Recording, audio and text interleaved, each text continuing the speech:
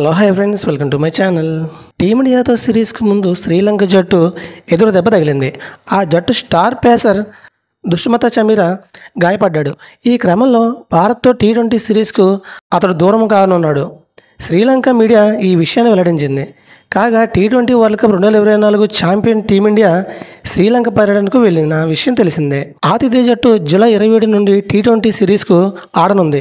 ఈ క్రమంలో సూర్యకుమార్ యాదవ్ సారథ్యంలో భారత జట్టు ఇప్పటికే ప్రాక్టీస్ మొదలుపెట్టింది. మరోవైపు మంగళవారం తమ జట్టు ప్రకటించిన శ్రీలంక క్రికెట్కు చమీరా గాయం రూపంలో షాక్ తగిలింది. చరిత్ అసలంక కెప్టెన్సీలోని జట్టులో భాగమైన దుష్మత చమీరా టీ20 సిరీస్ మొత్తానికి దూరం కానున్నాడు. అయితే అనుభవజ్ఞుడైన ఈ రైటరం పేసర్ స్థానాన్ని భర్తీ చేసే ఆటగాడు ఎవరన్నది శ్రీలంక బోర్డు ఇంతవరకు ప్రకటించలేదు. గత 2 ఏళ్లుగా దుష్మత చమీరా తరచూ గాయాల బారి పడుతున్నాడు.